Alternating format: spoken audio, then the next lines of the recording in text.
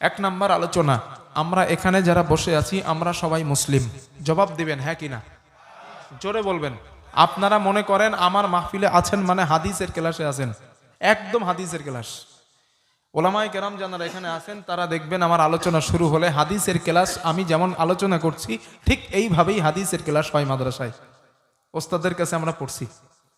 তা আপনারা আজ সিদ্ধান্ত নিয়েই নেন। কালেকশন তো নাই না? ভেরি গুড, কালেকশনও নাই, তাহলে আমি আরো ফ্রি মাইন্ড হয়ে গেলাম। আপনারা আজ মনে করেন, আপনারা সিদ্ধান্ত নেন যে আজ হাদিসের ক্লাসে আছেন, আপনারা সব হাদিসের ছাত্র ইনশাআল্লাহ। তো আমরা এখানে যারা বসে আছি আমরা সবাই মুসলিম। মুসলমান শুধু না, আমরা সবাই রাসূলুল্লাহ সাল্লাল্লাহু আলাইহি ওয়াসাল্লামার উম্মাত, ঠিক কিনা? উম্মাত। এখন আমরা নবীর উম্মাত হয়ে কেউ নবীকে 1% ভালোবাসি, কেউ নবীকে 2% ভালোবাসি, কেউ 3%, কেউ 5%, কেউ 10%, কেউ 20%, কেউ 50%, ঠিক কিনা? কেউ মুখে দাড়ি রেখে রাসূলুল্লাহ সাল্লাল্লাহু আলাইহি ওয়াসাল্লামকে 1% ভালোবাসি। আমার নবী মাথায় টুপি দিয়েছেন, টুপি দিয়া নবীর আর 1% ভালোবাসি। নবীজি জামাআতে নামাজে যেতেন, কেউ জামাআতে নামাজে গিয়া নবীর ওই সুন্নাতটাকে আদায় করে আর 1% ভালোবাসেন। কেউ হাঁটুর নিচেই জুব্বা অথবা চেরা পাঞ্জাবি পরে রাসূলুল্লাহ সাল্লাল্লাহু আলাইহি ওয়াসাল্লামকে আর 1% ভালোবাসেন। এইভাবে আমরা পার্সেন্ট টেন্স করে রাসূলুল্লাহ সাল্লাল্লাহু আলাইহি ওয়াসাল্লামকে ভালোবাসি, ঠিক কিনা ভাইয়া? কিন্তু মজার ব্যাপার হলো যে রাসূলুল্লাহ সাল্লাল্লাহু আলাইহি ওয়াসাল্লাম ওনার উম্মতদেরকে উনি কোনো পার্সেন্টেজ করে ভালোবাসেন না। যিনি তার উম্মাত সমানভাবে রাসূলুল্লাহ তাকে ভালোবাসেন। সুবহানাল্লাহ বলেন। আজ আমার 1 নাম্বার আলোচ্য বিষয় যে নবী আমাদের মানে উম্মাতদের কত ভালোবাসেন। ভালোবাসার ব্যাপারে আমি 8টা হাদিস বলবো। কয়টা? 8টা। শুনবেন তো ইনশাআল্লাহ? 1 2 3 4 5 6 7 8, 8টা হাদিস অথবা 7টা অথবা 8টা, সময় পাইলে আরো বলবো ইনশাআল্লাহ। তবে বোঝানোর জন্য যতটা বললে হয় ততটাই বলছি। এই হাদিসগুলা বলছি আমি সিরিয়াল করে, কারণ আপনাদের বুঝতে সুবিধা হবে। তো আসেন, আমার মূল আলোচ্য বিষয় কি, যে নবীজি আমাদের কত ভালোবাসেন। এই কথাগুলো আপনারা মাথায় গভীরভাবে সাজান, আর বাড়িতে গিয়া বালিশটায় মাথা দিয়া চিন্তা করবেন যে আমরা নবীরে কি দিছি তার ভালোবাসার বিনিময়। ভাববেন, হয়তো কথাগুলো এর আগে কখনো শোনেন নাই। মন দেন একটু প্লিজ। হাদিস নাম্বার 1, দৃষ্টান্ত নাম্বার 1, রাসূলুল্লাহ সাল্লাল্লাহু আলাইহি ওয়াসাল্লাম শেষ মেসেঞ্জার, শেষ নবী। আর প্রথম নবী হযরতে আদম আলাইহিস সালাম। আদম আলাইহিস সালাম থেকে নিয়ে মুহাম্মদ সাল্লাল্লাহু আলাইহি ওয়াসাল্লাম পর্যন্ত যত নবী বা রসুল দুনিয়াতে এসেছেন, প্রত্যেক নবী আর রসুলের উম্মতের প্রতি একটা ভালোবাসা ছিল, মায়া ছিল, মহাব্বত ছিল, ঠিক কিনা? জোরে বলেন ঠিক। তো 2জন নবীর কথা কোরআনের মধ্যে এসেছে, 2জন। একজন হযরতে ইব্রাহিম আলাইহিস সালাম আর হযরতে ঈসা আলাইহিস সালাম। এই 2জন নবীর দৃষ্টান্ত যে নবীদের অন্যান্য নবীদের মায়া উম্মতের প্রতি কত ছিল, এই কথাগুলো আল্লাহ কোরআনের মাধ্যমে 2জন নবীর দৃষ্টান্ত দিয়ে আমাদের নবীকে জানালেন। কথা বোঝাতে পারছি আমি? 2জন নবীর দৃষ্টান্ত আসছে কোরআনে, একজন হযরতে ইব্রাহিম আর একজনকে হযরতে, জোরে বলতে হবে, আমি বলছি হাদিসের ক্লাস, আমি জিজ্ঞাসা করবো আপনাদের ভাই, আমার ওয়াজ মুখস্থ করে বাড়ি পাঠাবো আপনাদের ইনশাল্লাহ। হ্যাঁ, আমি বিরাট খামোকা একবার এইখানে একবার ওইখানে দৌড় দিয়ে বক্তব্য দেওয়া বক্তা নয়। আমি যত সময় বলবো একটা খুঁটির উপরে দাঁড়িয়ে থাকবো, একটা কেসেমের উপরে দাঁড়াবো, যাতে আপনারা বুঝে বাড়ি যান। আমার এত টাকা দিয়ে খরচ করে আনছেন, আমি এতটা কষ্ট করে আসছি, এই দিনাজপুর থেকে আসছি, আমি কলকাতা থেকে বার হয়েছি কয়েকদিন আগে। গতকাল পরশুদিন আপনাদের এই বরপেটা এখানে একটা মাহফিল করছিলাম। আমি ওদেরকে বলছিলাম এই মাহফিলগুলো একসঙ্গে করতে, তো ওরা করে নাই। করলে আমার কষ্টটাও কম হইতো, খরচটাও বাঁচতো। ওরা করে নাই বলে আমাকে এটা করে আমাকে আবার চলে যেতে হয়েছে, তারপরে আমাকে আবার আসতে হয়েছে। তো এতটা কষ্ট করে আসছি, আমার উদ্দেশ্য যেন আপনারা আমার নসিহতটা বুঝে বাড়ি যান। তো নাম্বার 1, হযরতে ইব্রাহিম আলাইহিস সালাম উম্মতের প্রতি কত মায়া ছিল। কোরআন খোলেন, আল্লাহ রাব্বুল আলামিন বলেন, হযরত ইব্রাহিম আলাইহিস সালাম ওনার উম্মতের জন্য আল্লাহর কাছে দোয়া করলেন, রব্বি ইন্না হুন্না আদলালনা কাসীরাম মিনান নাস ফামান তাবিআনি ফাইন্নাহু মিন্নী ومن عصاني فإنك غفور رحيم জোরে বলেন আল্লাহু আকবার। আল্লাহ রাব্বুল আলামিন বলেন, পয়গম্বর ইব্রাহিম আলাইহিস সালাম আল্লাহর কাছে দোয়া করলেন, রব্বি ইন্না কুন্না আদলালনা কাসীরাম মিনান নাস। আল্লাহ তাআলা এই ঠাকুরগুলা, এই মুক্তিগুলা অনেক মানুষকে পথভ্রষ্ট করেছে। ফামান তাবিআনি ফাইন্নাহু মিন্নী, যারা আমার অনুসরণ করে তারা আমারই অন্তর্ভুক্ত। কথা বুঝতেছেন?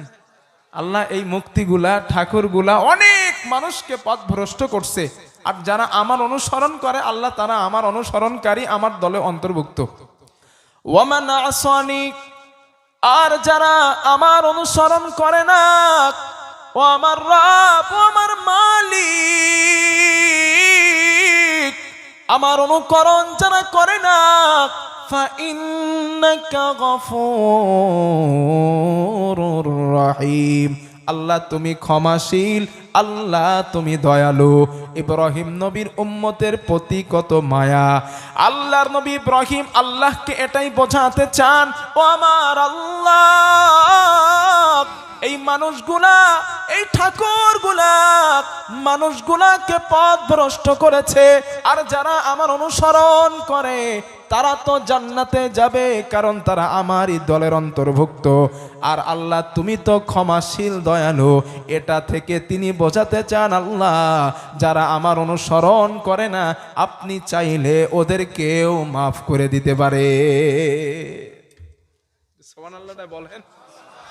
কত মায়া উম্মতের প্রতি তার। আল্লাহ আপনি চাইলে এদেরকেও ক্ষমা করতে পারেন। আল্লাহ এই কথাটা আমাদের নবী কিসে পড়েছেন? কথা বলতে হবে ভাই। এই কথাটা, ইব্রাহিম নবীর কথাটা আমাদের নবী কিসে পড়ছেন? কোরআনে। ভেরি গুড, একটু জবাব দিবেন। হাদিসে আসছে, ওয়াতালা কওলা ঈসা আলাইহিস সালাতু ওয়াস সালাম, ঈসা নবীর উম্মতের জন্য কত মায়া। এই কথাটা আমাদের নবী কোরআনের মাধ্যমে পড়লেন। ঈসা নবী আল্লাহর কাছে দোয়া করলেন, ও আমার আল্লাহ, ইন তুআযিবুহুম ফাইন্নাকুম ইবাদুক, আল্লাহ আপনি এদেরকে আযাব দিবেন, এরা তো আপনারই বান্দা, এদের আযাব দেবেন, এরা তো আপনারই বান্দা। ওয়া ইন তাগফির লাহুম, আর যদি আপনি এদেরকে মাফ করে দেন, আপনি এদের ক্ষমা করে দেন, ফা ইন্নাকা আনতাল আজিজুন হাকীম, আল্লাহ তুমি মহাপরাক্রমশালী, তুমি মহাপ্রজ্ঞাময়। ইব্রাহিম ঈসা আলাইহিস সালাম আল্লাহকে দরদ লাগান উম্মতের প্রতি, আল্লাহর মায়া লাগান, আল্লাহ আপনি এদের আযাব দেবেন, এরা তো আপনার বান্দা। কেমনে দিবেন আযাব? সুবহানাল্লাহ কোন। উম্মতের প্রতি মায়া লাগায় আল্লাহরে, আল্লাহ এদের আযাব দেবেন, এরা তো আপনার বান্দা। আল্লাহ আমার বন্ধুগণ, আচ্ছা আলোচনা বোঝা যাচ্ছে তো ইনশাআল্লাহ না? আমার বন্ধুগণ, এই দুইজন নবীর উম্মতের প্রতি কত মায়া আমাদের নবী কোরআনের মাধ্যমে পড়লেন। রাসূলুল্লাহ সাল্লাল্লাহু আলাইহি ওয়াসাল্লামের রিঅ্যাকশন শুরু হয়ে গেল নিজের উম্মতের প্রতি। হাদিসে আসছে, রাসূলুল্লাহ সাল্লাল্লাহু আলাইহি ওয়াসাল্লাম ফারাফা ইয়াদাইহি, দুই হাত আকাশের দিকে নবী উঁচা করলেন। আল্লাহর নবী উঁচা করে উম্মতের জন্য কান্না করা শুরু করলেন। আল্লাহর নবী কান্না করেন, আল্লাহুম্মা উম্মতি উম্মতি ফাবাকা, আল্লাহ আমার উম্মত আমার উম্মত আমার উম্মত, নবী উম্মতি উম্মতি বলে কান্না করা শুরু করলেন। আল্লাহ নবীর কান্না দেখে আল্লাহ বলেন, ইয়া জিবরিল ইযহাব ইলা মুহাম্মদ, ও জিবরিল আমার নবীর কাছে যাও, ফাসালহু মা ইউবকিকা, আমার নবীকে প্রশ্ন করবা আমার নবী কেন কাঁদে, আমার নবীর কান্নার কারণ কি, আমার নবীকে গিয়ে জিজ্ঞাসা করবা। হযরতে জিবরাইল আল্লাহর নবীর কাছে আসলেন। ফাসআলা, নবীজিকে প্রশ্ন করলেন, ইয়া রাসূলুল্লাহ আপনি কেন কান্না করেন? আল্লাহর নবী বলেন, জিবরিল ইব্রাহিম নবীর উম্মতের জন্য কত মায়া, ঈসা নবীর উম্মতের জন্য কত মায়া, ফাকবারহু বিমা ক্বাল, আমি নবী আমার উম্মতের জন্য আল্লাহর কাছে হাত উঁচু করে কান্না করা শুরু করেছি।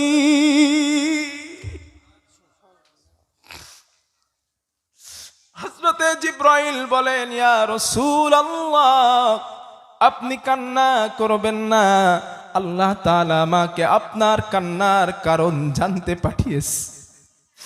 হযরতে জিবরাইল আল্লাহর কাছে গেলেন, রব্বুল আলামিন আপনার হাবিব কান্না করে তার গুনাহগার উম্মতের মায়ায়। আল্লাহ তাআলা বলেন, জিবরিল আমার নবীর কাছে যাও, আমার নবীকে গিয়ে সুসংবাদ দাও, ইন্না সানুরদিকা ফি উম্মাতিকা ওয়ালা নাসুক, ও নবী আমি আল্লাহ আপনার উম্মতের ব্যাপারে আপনাকে অসন্তুষ্ট করব না, আমি আল্লাহ সন্তুষ্ট করার ওয়াদা করলাম। ইন্না সানুরদি, অবশ্যই নবী আমি আল্লাহ আপনারে সন্তুষ্ট করবই। সুবহানাল্লাহ। এবার আমি জিজ্ঞাসা করি, ওই নবীর দরদ এই গুনাহগার উম্মতের প্রতি কম না বেশি? জোরে বলেন ভাই। এই জন্য দুনিয়ার টাকা, অর্থ, সম্পদ, জমি জায়গা, ব্যাংক ব্যালেন্স, সন্তান সন্ততি সব কিছু থেকে ওই রসুলকেই বেশি মহাব্বত করা দরকার, ঠিক কিনা বলেন? কিন্তু করি না, আমরা করি না। হাদিস নাম্বার 2, খুব মন দিয়ে শোনেন, কষ্ট হইতেছে না তো আপনাদের? আমি যত সময় বলবো হাদিস থাকবেন তো ইনশাল্লাহ? না, আপনারা উঠলে কি হবে জানেন, আমার মনোযোগটা নষ্ট হবে এই আর কি। তবে অসুবিধা হইলে আমারে বলবেন, হুজুর একটু অসুবিধা হইতেছে শর্ট করেন, আমি শর্ট করব, সমস্যা নেই। তবে আমার দাবি, যেহেতু অনেকটা কষ্ট করে আসছি, আপনারা তো পাশের মানুষ, কষ্ট কম হয়েছে, একটু সময় দেন আমার, ইনশাল্লাহ দেবেন তো? না। হাদিস নাম্বার 2, হাদিস বুখারীর। আমি মাঝে মাঝে জিজ্ঞাসা করব হাদিসটা কোন হাদিসের, আপনাদের জবাব দিতে হবে। যেমন ওস্তাদেরা আমাদেরকে জিজ্ঞাসা করতে নেই, বলো তো হাদিসের রাবিটা কে, বলো তো ওই হাদিসের সনদটা সহিহ না জয়ীফ, সনদটা হাসান কিনা বলো তো। ওস্তাদরা জিজ্ঞাসা করতেন ক্লাসের মাঝে আমাদের। আমি আপনাদের জিজ্ঞাসা করব হাদিসের রাবি কে, বলেন তো হাদিসটা কোন হাদিসে আছে, বলেন তো। বলবেন না ইনশাল্লাহ? যদি বলেন আমি মনে করব যে আপনাদের হাদিস মুখস্থ হচ্ছে। আরবি মুখস্থ রাখার দরকার নাই, ওলামায়ে কেরাম তো জানেনি, আপনারা সাধারণ মানুষ বাংলাটা মুখস্থ রাখলেই চলবে ইনশাল্লাহ। হাদিস বুখারীর হাদিসের রাবি নবীজির সাহাবা আনাস ইবনে মালিক রাদিয়াল্লাহু তাআলা আন। কি নাম বললাম? আনাস ইবনে মালিক। হাদিসটা কোন হাদিসে আছে? বুখারী। খুব মন দিয়ে হাদিসটা শোনেন। এই হাদিসের মধ্যে আমাদের জন্য কিছু আশার আলো আছে, আর এই হাদিস প্রমাণ করবে এই গুনাহগার উম্মতদের জন্য এই নবীর কত মায়া। সুবহানাল্লাহ। عن أنس بن مالك رضي الله تعالى عنه قال, হযরতে আনাস ইবনে মালিক রাদিয়াল্লাহু তাআলা আনহুর বর্ণনা, তিনি বলেন, হাদাসানা মুহাম্মাদিন সাল্লাল্লাহু আলাইহি ওয়াসাল্লাম, রাসূলুল্লাহ সাল্লাল্লাহু আলাইহি ওয়াসাল্লাম বলেছেন, ইযা কানা ইয়াউমুল কিয়ামাতি মাদান নাসু বা'দুহুম ইলা বা'দ। আল্লাহর নবী বলেন, ও আমার সাহাবা, হাসরের ময়দানে মানুষগুলা পাগলের মতো দৌড়াবে, সাহারা খুঁজে পাবে না। মানুষগুলা দৌড়াতে দৌড়াতে ফায়াতুনা আদম আলাইহিস সালাম, নবী আদমের কাছে চলে যাবেন। যাওয়ার পরে বলবেন আদম, ফায়াকুলুনা ইশফা লানা ইলা রাব্বি, ও পয়গম্বর আদম, আপনি আমাদের জন্য আল্লাহর কাছে একটু সুপারিশ করেন। হাসরের আযাব আমরা আর সহ্য করতে পারি না, আপনি আমাদের জন্য আল্লাহর কাছে একটু সুপারিশ করেন। আদম নবী জবাব দিবেন, হাসরবাসীরা, ফায়াকুলু লাস্তু লাহা, আমি আদম ওই কাজের যোগ্য না, আমি পারবো না। ওয়ালাকিন আলাইকুম বিইব্রাহিম আলাইহিস সালাতু ওয়াস সালাম, তোমরা নবী ইব্রাহিমের কাছে যাও। ফাইন্নাহু খলিলুর রহমান, তিনি আল্লাহর অনেক কাছের বন্ধু, তিনি তোমাদের জন্য আল্লাহর সামনে কথা বলতে পারবেন। আল্লাহর নবী বলেন, সাহাবারা, হাসরবাসীরা ইব্রাহিম নবীর কাছে আসবে। ইব্রাহিম নবীর কাছে আসার পরে বলবেন, ফায়াকুলুনা ইশফা লানা ইলা রাব্বি, ও পয়গম্বর ইব্রাহিম, আপনি আমাদের জন্য আল্লাহর কাছে একটু কথা বলুন, আপনি আমাদের জন্য সুপারিশ করেন। ইব্রাহিম পয়গম্বর জলিলুল কদর নবী এক বাক্যে জবাব দিবেন, ফায়াকুলু লাস্তু লাহা, আমি ইব্রাহিম ওই কাজের যোগ্য না, আমি পারবো না। প্রিয় ভাইরা, আল্লাহর জলিলুল কদর নবী তিনি বলছেন, আমি পারবো না, আমার সাহস নাই। ওয়ালাকিন আলাইকুম বিমূসা আলাইহিস সালাম, তোমরা মুসার কাছে যাও। কেন? ফাইন্নাহু কালিমুল্লাহ, তিনি আল্লাহর সঙ্গে দুনিয়ায় কালাম কথা বলতেন। আজ তো কথা বলার সুবর্ণ সুযোগ, তোমরা মুসার কাছে কেন যাচ্ছ না? মুসার কাছে যাও। আমার ভাইরা, আল্লাহর নবী বলেন, সাহাবারা, হাসরবাসীরা মুসা নবীর কাছে আসবেন। আসার পরে বলবেন, পয়গম্বর মুসা, আপনি আমাদের জন্য আল্লাহর কাছে একটু সুপারিশ করেন। আল্লাহর নবী মুসা জবাব দিবেন, ফায়াকুলু লাস্তু লাহা, আমি মুসা ওই কাজের যোগ্য না। ওয়ালাকিন আলাইকুম বিঈসা আলাইহিস সালাম, তোমরা নবী ঈসার কাছে যাও।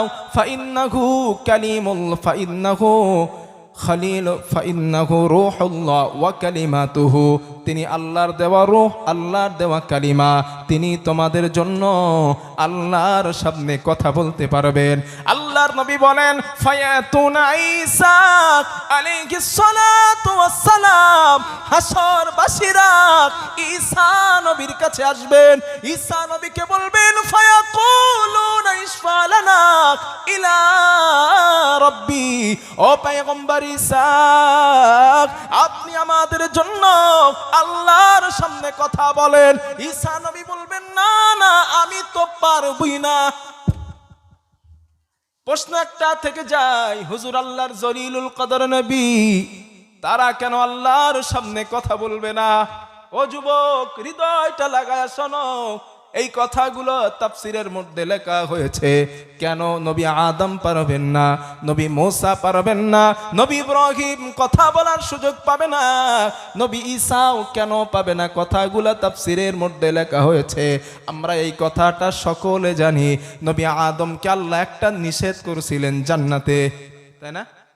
আল্লাহ কোরআনে বলেন, লা তাকরাবা হাযিহিশ শাজারাতা ফাতাকুনা মিনাজ যালিমিন। আল্লাহ রাব্বুল আলামিন বলেন, আদম ওই গাছের কাছে যাবে না, ফাতাকুনা মিনাজ যালিমিন, তুমি জালিমদের অন্তর্ভুক্ত হবে। উনি গিয়েছিলেন না? যান নাই? কথা বলেন, গেছিলেন। আল্লাহ ডাক দিলেন, আদম, আমি তোমাকে নিষেধ করেছিলাম, কেন অমান্য করলে? দুনিয়ায় ফেলে দিলেন। আদম নবী দোয়া করলেন, রব্বানা, আমার সঙ্গে দোয়াটা পড়েন, রব্বানা যালামনা أنفسنا وإن لم تغفر لنا وترحمنا لنكونن من الخاسرين আদম নবী আল্লাহরে বললেন রব্বানা হো আমার রব যালামনা আনফুসানা আমি আমার নফসের প্রতি জুলুম করেছি ওয়া ইল্লাম তাগফির লানা যদি তুমি আমাকে ক্ষমা না করো ওয়া তারহামনা আমার প্রতি দয়া না করো লানাকুনান্না মিনাল খাসিরিন আমি ক্ষতিগ্রস্তদের অন্তর্ভুক্ত হয়ে যাব। এই আয়াতের মধ্যে দুইটা শব্দের দিকে ফলো করেন। এক নাম্বার ওয়া ইল্লাম তাগফির লানা, দুই নাম্বার ওয়া তারহামনা। আল্লাহ বললেন আদম তোমাকে ক্ষমাও করলাম, তোমার প্রতি দয়া করে নবীও বানাইলাম। সুবহানাল্লাহ। এর মানে হলো আল্লাহ নবী বানানোর অর্থ নবী আদমের প্রতি আল্লাহ দয়াও করছেন, শুধু ক্ষমা করেন নাই, ঠিক কিনা? আল্লাহ মাফ করে দিয়েছেন। এরপরে ওনার ভয় আল্লাহ যদি জিজ্ঞেস করেন আদম নিষেধ করেছিলাম কেন গিয়েছিলা, কি জবাব দেব? একটা ভুল করছিলেন, ভুল নবীর সামনে বলা ঠিক নয়, একটা হুকুম অমান্য করছিলেন ভুল বশত। এর ভয় আমরা তো দর্জন রাতের আধারে দিনের দিবালোকে পাপ করতেছি, একটা বারও চিন্তা হয় না রবের সামনে দাঁড়াবো কোন জমান নিয়ে, কোন মুখ নিয়ে দাঁড়াবো আল্লাহর সামনে। তিনি যদি জিজ্ঞেস করে গোলাম রাত্রে বসে বসে মোবাইলে গান শুনছিলে কেন, আমি মানা করছিলাম জানো না, কি বলবেন বলেন আমারে, কি বলবেন ভাই?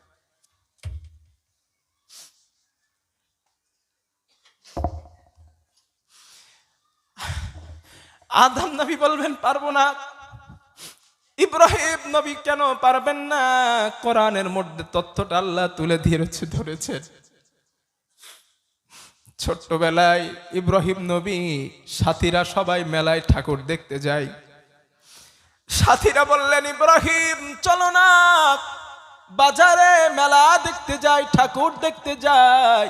আল্লাহ কোরআনে বলেন ফানাযারা নাযারাতাও ফিন নুজুম ফাকালা ইন্নী সাকিম।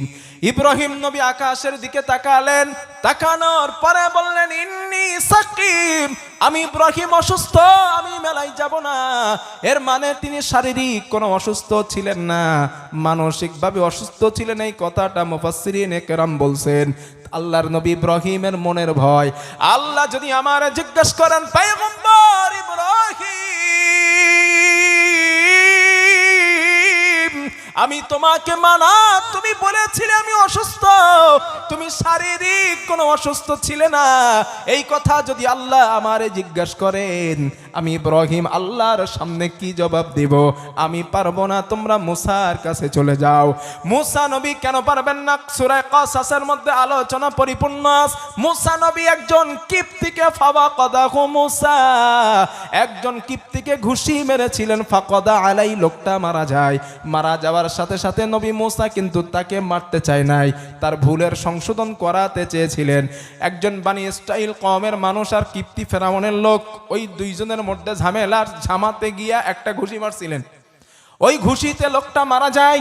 মুসা নবী আল্লাহর কাছে দোয়া করলেন রব্বি ইন্নী যালামতু নাফসি, ও আমার আল্লাহ আমি আমার নফসের প্রতি জুলুম করেছি, ফাগফিরলি তুমি আমাকে ক্ষমা করে দাও।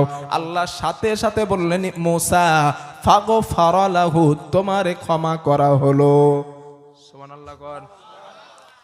ক্ষমার সার্টিফিকেট পেয়েছেন, এর পরেও ওনার মনের ভয়, আল্লাহ যদি জিজ্ঞাসা করেন তুমি মারছিলা কেন, আমি কি বলবো?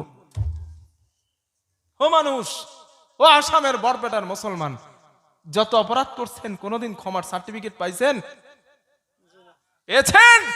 পান নাই। তাহলে রাতের বেলা নামাজ ছেড়ে ঘুমান কেমনে? হ্যাঁ, ফজরের নামাজ কাজা করে ঘুমান কেমনে? ঘুমের মধ্যে যদি মারা যান, যদি মরে যান, প্লিজ ভাই টেকে ব্রেথ, একটু ভাবেন, একটু চিন্তা করেন ভাই। আল্লাহর জলিলুল কদর নবীরে একটা করে একটু ভুল করছিলেন, ভুল বশত, এগুলো ভুল বলা যায় না। তারপরেও তাদের ভয়, রব যদি জিজ্ঞেস করে কি বলবো, আজ যদি জিজ্ঞেস করে।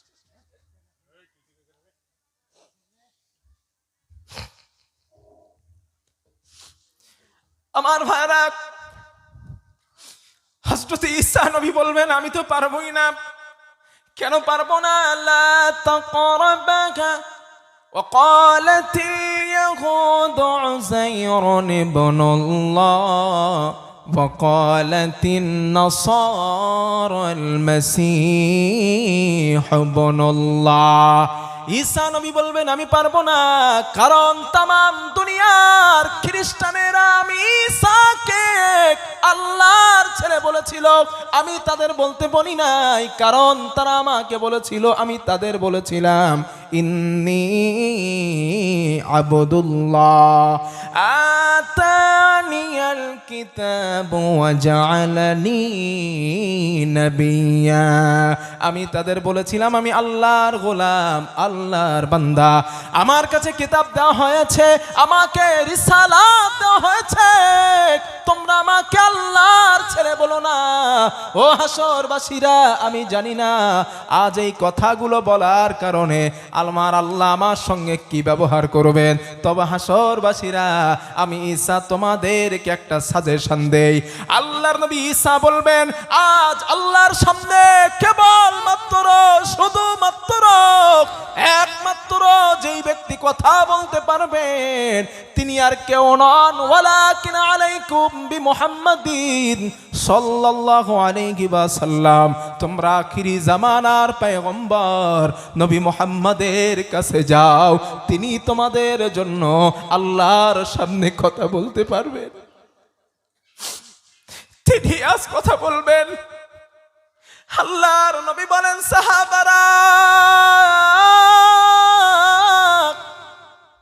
ফায়াতুনি ফায়াকুল, হাসরবাসীরা আমি নবীজি আমার কাছে আসবে। আল্লাহর নবী বলেন না না, আমি নবী তাদেরকে ফিরিয়ে দেব না, আমি নবীজি তাদেরকে বলবো আনালাহা, হ্যাঁ আজ এই কাজের জন্য আমি নবী যোগ্য।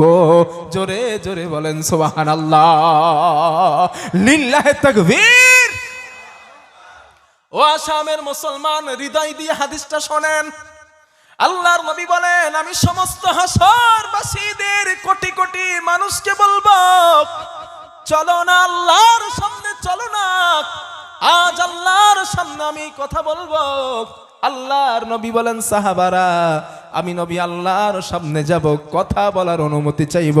হাসরের ময়দানে আমার আল্লাহ আমাকে স্পেশাল কিছু কালেমা শেখাবেন, স্পেশাল কিছু বাক্য শেখাবেন, যেই বাক্যগুলা অতীতের কোন নবীকে শেখানো হয় নাই, ওইটা আমার আল্লাহ আমাকে শেখাবেন। তবে সাহাবারা শোনো, লা ইয়াহজুরুনিল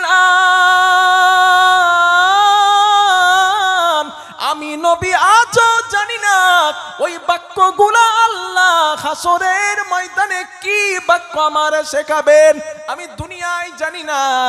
তবে আল্লাহ আমাকে 100% শেখাবেন।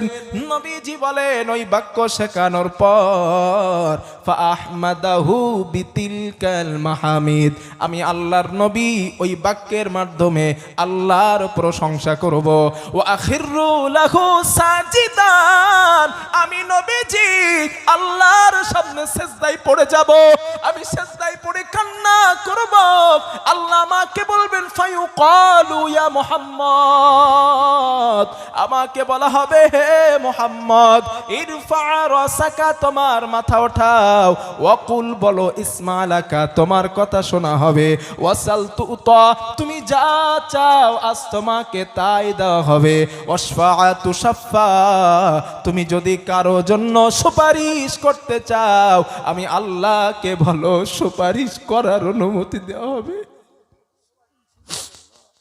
আমি আল্লাহরে বলো ও নবী কার জন্য সুপারিশ করবো বলো, আমি আল্লাহরে বলো আমি অনুমতি দেব।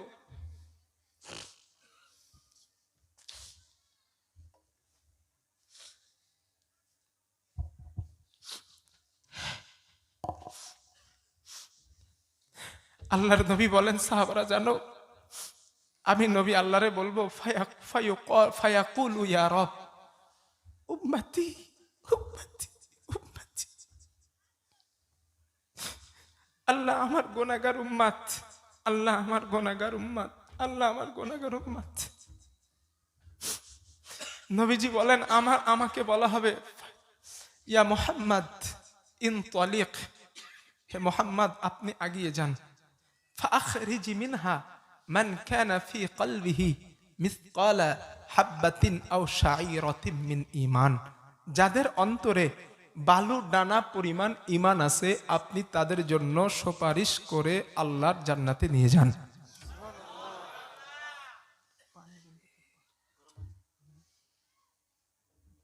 খুব ঠান্ডা হলে সমস্যা, আচ্ছা থাক, পরে আমি আরেকটু পরে নেই। তাহলে কতটা ঈমান বললাম? শাইরা, শাইরা শব্দের বাংলা অর্থ হলো বালু ডানা। বালু ডানা পরিমাণ ঈমান যাদের মধ্যে আছে, নবী আপনি সেই উম্মতের জন্য সুপারিশ করে জান্নাতে লয়ে যান। আর একটু প্রাণ খুলে বলবেন না সুবহানাল্লাহ? ভাই এখানে আর একটা প্রশ্ন রয়ে গেছে, কিন্তু প্রশ্নটা আমি আপনাদের কাছে করি। আপনারা আমারে বলেন, ওই হাসরের মাঠে আদম নবীর উম্মাত আছে না নাই? একটু জোরে বলেন না। ঈসা নবীর উম্মাত আছে না নাই? মুসা নবীর উম্মাত আছে না নাই? দাউদ নবীর উম্মাত আছে না নাই? ইব্রাহিম নবীর উম্মাত আছে না নাই? আমাদের নবী মানে আমরা আছি না নাই? সবাই আছি। প্রশ্ন হলো, এত কোটি কোটি উম্মাতের মাঝে নবী তার উম্মাতরে চিনবেন কিভাবে? তাই তো হুজুর, এটা প্রশ্ন। এই প্রশ্নের উত্তর জানার জন্য মুসলিম শরীফের আর একটা হাদিস শোনেন। এই হাদিসের সমাধান দেওয়া হয়েছে, নবী চিনবেন কিভাবে। আগেই সুবহানাল্লাহ গণ। আল্লাহর নবী বলেন, ক্বালা রাসূলুল্লাহ সাল্লাল্লাহু আলাইহি ওয়াসাল্লাম, রাসূলুল্লাহ সাল্লাল্লাহু আলাইহি ওয়াসাল্লামের বর্ণনা। আল্লাহর নবী বলেন, আনা আউয়ালু মান ইউযানু লাহু বিসসুজুদি ইয়াউমাল কিয়ামা। আল্লাহর নবী বলেন, আমি নবীজি কিয়ামতের দিন আল্লাহর সামনে সর্বপ্রথম সিজদায় পড়ে যাব। ওয়া আনা আউয়ালু মান ইউযানু লাহু বিরাসি, এবং আমি নবীজি আল্লাহর সামনে থেকে সর্বপ্রথম আমি আমার মাথাটা উঠাইব। আগে আমি সিজদায় যাব, আমি আগে উঠব। আল্লাহর নবী এর পরে কি বলে দেখেন। আল্লাহর নবী বলেন, সাহাবারা আমি নবীজি মাথা ওঠানোর পর ফায়ানজুরু, আমি আমার সামনে তাকাবো, ওয়া মিন খালফি, আমি আমার পিছনে তাকাবো, ওয়া আন ইয়ামিনি, আমি নবী আমার ডানে তাকাবো, ওয়া আন ইয়াসারি, আমি নবী আমার বামে তাকাবো।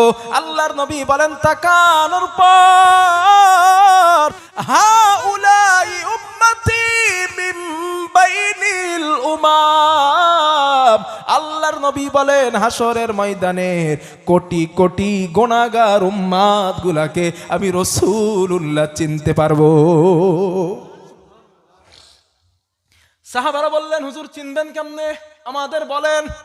আল্লাহর নবী বলেন, চিনবো কেমন করে তোমরা জানো? আরিফুহুম, চার আলামত দেখে চিনবো। কয়টা?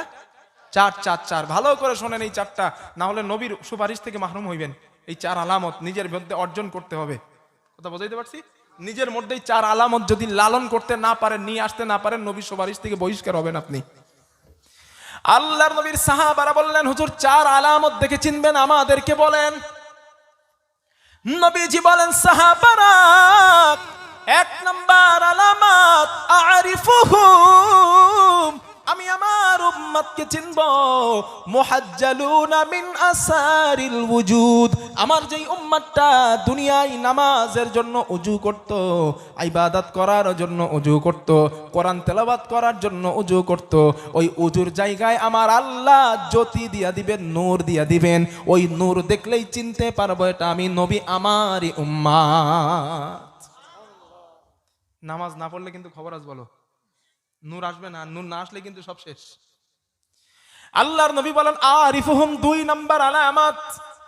আল্লাহর নবী বলেন, ইউতাউনা কুতুবুহুম আইমানিহিম, আল্লাহর নবী বলেন আমার উম্মতের ডান হাতে আল্লাহ আমল নামা দিয়ে দিবেন, ডান হাতে আমল নামা দেওয়া হবে, আমি দেখলেই চিনতে পারবো এটা আমি নবীজি, আমারই উম্মত। সুবহানাল্লাহ। আল্লাহর নবী বলেন চান 3 নাম্বার আরিফুহু, আমি নবী আমার উম্মতকে চিনব, সীমাহুম ফি উজুহিহিম, ওইটা যে আমারই উম্মত, ওর চেহারার মধ্যে আল্লাহ একটা ছাপ দিয়া দিবেন, যেই ছাপটা দেখলেই চিনতে পারবো এটা আমারই উম্মত। সুবহানাল্লাহ। আল্লাহর নবী বলেন 4 নাম্বার আলামাত আরিফুহুম ইয়াসআ বাইনা আইদিহিম নূরুহুম, আমার উম্মত হাসরের ময়দানে নূরের প্যাকেটের মধ্যে হাঁটতে থাকবে। এই 4 আলামত দেখে আমি রাসূলুল্লাহ আমার উম্মত গুলাকে চিনে আল্লাহর জান্নাতে নিয়ে যাব। জোরে জোরে বলেন সুবহানাল্লাহ, লিল্লাহি তাকবীর। কষ্ট হচ্ছে আপনাদের? মাশাআল্লাহ, শুকরিয়া, জাযাকুমুল্লাহ খায়র। কষ্ট হইতেছে না যুবক? হ্যাঁ, দুটো একটা বৃদ্ধা চাচাজি যদি আপনাদের অসুবিধা হয় আপনারা যাইতে পারেন, যেহেতু রাত অনেক হয়েছে, সুগারের পেশেন্ট অনেকে আছেন। তবে যদি একটু কষ্ট করতে পারেন লাভ হবে ইনশাল্লাহ, লস হবে না, তাই না? তবে যুবক যেন, যুবক উঠলে কিন্তু খবর আছে, বলো যুবক ভাই যদি ওঠেন আপনাদের কিন্তু খবর আছে, কারণ আপনারা আমার মতো যুবক, আপনাদের শরীরে তো হীনমন্যতা আসার জায়গা নেই। হীনমন্যতা আসে বৃদ্ধাদের, যাদের বয়স হয়ে গিয়েছে, রক্তের তেজ কমে গিয়েছে, তাদের উঠলে শোভা পায়। যুবক ভাই আলহামদুলিল্লাহ কেউ ওঠে নাই, আমি 2জন বাবাজিরে দেখছি উঠতে, তবে কষ্ট, বৃদ্ধা মানুষ উঠতে পারেন, সমস্যা নাই। আমি কাউকে বেঁধে রাখি নাই, যার স্বাধীনতা দেওয়া আছে, সকলের ইচ্ছা হল মন চাইলে উঠতে পারেন, কোনো সমস্যা নাই। তবে আমার মাহফিলে এই যে 1 ঘন্টা প্রায়, আমি 1 ঘন্টার বেশি কথা বললাম, 10 মিনিট 1 ঘন্টা 10 মিনিটে হাদিস শোনাইলাম, আপনাদের উপকার হয়েছে না ক্ষতি হয়েছে? এই হাদিসগুলো আগে শোনা আছে এইভাবে, আমি যেইভাবে বলছি? তাহলে একটু ধৈর্য ধরেন। এবার আমি আপনাদের জিজ্ঞেস করি, ওই প্রথম কথাটা, হাদিসটা ছিল কোন হাদিসে? Very good. হাদিসের রাবি কে ছিল? ওলামায়ে কেরাম চুপ করেন না, আপনারা বললে তো হয়ে গেল। আনাস ইবনে মালিক। নবীজি কাদের জন্য সুপারিশ করছিলেন? কতটা ঈমানওয়ালা মুসলমানের? বালুডানা। শাহিরা শব্দের বাংলা অর্থ কি? বালুডানা। বালুডানা পরিমাণ ঈমান যাদের মধ্যে আছে, নবীজি বলেন আমি ওদের সুপারিশ করে জান্নাতে নিয়ে যাব। নবী বলেন ফাআন তলিক ফাফআল, আমি যাব তাই করব। সুপারিশ করতেছে, ভালো করে শোনেন, নবীজি সুপারিশ করতেছে, উম্মত যাও যাও যাও যাও যাও যাও যাও, সব করতেছে। করতে করতে করতে করতে ফেরেশতারা নবীর কাছে আসছে, হুজুর স্টপ, দাঁড়ান। বুখারী শরীফের হাদিস। হুজুর দাঁড়ান কেন? আপনার উম্মত আর নাই, আপনি চলে যান। সাহাবারা বললেন ইয়া রাসূলুল্লাহ, এখন আপনি কি করবেন? আল্লাহর নবী বলেন সাহাবারা না না, সুম্মা আউদ, আমি নবীজি আবার আগের জায়গায় চলে যাব। আল্লাহর কাছে যাওয়ার পর ফাআহমাদাহু বিতিলকাল মাহামিদ, আমি নবীজি আল্লাহর আগের ওই শেখানো বাক্যের মাধ্যমে আল্লাহর প্রশংসা করব। সুম্মা আখিরু লাহু সাজিদান, আমি নবীজি আবার সেজদায় পড়ে যাব। সেজদায় পড়ে যাওয়ার পর আল্লাহর নবী বলেন সাহাবারা, আমি সেজদায় পড়ে যাওয়ার পর আল্লাহ আমাকে বলবেন ফায়ুকালু ইয়া মুহাম্মদ, হে মুহাম্মদ ইরফা রাসাকা, মুহাম্মদ তোমার মাথা ওঠাও, ওয়াকুল বলো ইসমালাকা, তোমার কথা শোনা হবে, ওয়াসাল তুতা, তুমি যা চাও আজ তোমাকে তাই দেওয়া হবে, ওয়াশফা তুশাফা, তুমি যদি কারো জন্য সুপারিশ করতে চাও আমি আল্লাহকে বলো, সুপারিশের অনুমতি আবার দেওয়া হবে। সুবহানাল্লাহ, আবার দেওয়া হবে। নবীজি বলেন আমি আবার আল্লাহরে বলবো, ফায়াকুলু ইয়া রাব উম্মতি উম্মতি উম্মতি, আল্লাহ আমার উম্মত আমার উম্মত আমার উম্মত। নবী উম্মতি উম্মতি বলে কান্না করবেন। আল্লাহর নবী বলেন সাহাবারা, আল্লাহ মাকে বলবেন হাবিব ফায়ুকালু ইনতালিক, হাবিব আপনি এগিয়ে যান, فأخرج منها من كان في قلبه مثقال ذرة أو شعيرة من إيمان, যাদের অন্তরে সরিষা দানা পরিমাণ ঈমান আছে আপনি তাদের জন্য সুপারিশ করে আমি আল্লাহর জান্নাতে নিয়ে যাই। একটু কলিজা ভরে বলেন না সুবহানাল্লাহ। নবীজি বলেন ফাআনতালিক ফাফআল, আমি যাব তাই করব। সুপারিশ করতে করতে ফেরেশতারা আমার কাছে আসবেন, হুজুর স্টপ, দাঁড়ান, আন্না চলে যান। নবীজি বলেন না না, আমার মন বুঝবে না, এখন আমার উম্মাত অগণিত রয়ে গেছে। আল্লাহর নবী বলেন সুম্মা আউদ, আমি নবী আবার আগের জায়গায় চলে যাব। ফা আহমাদাহু বিতিলকাল মাহামিদ, আমি আল্লাহর ওই শেখানো বাক্যের মাধ্যমে আমি আল্লাহর প্রশংসা করব। সুম্মা আখিরু লাহু সাজিদান, আমি নবীজি আবার সিজদায় পড়ব। আমাকে বলা হবে মুহাম্মদ তুমি তোমার মাথা ওঠাও, বলো কি চাও তাই দেওয়া হবে। তুমি সুপারিশ করতে যদি চাও আমাকে আবার বলো, আমি সুপারিশের অনুমতি আবার দেব। সুবহানাল্লাহ বলেন। ও আসামের মুসলমান, এবার আমি জিজ্ঞাসা করি আপনাদের, নবী তিনবার আল্লাহর কাছে গিয়েছেন, নিজের জন্য কি কিছু চাইছেন? নিজের ফাতিমা হাসান হোসেনের জন্য কি চেয়েছেন?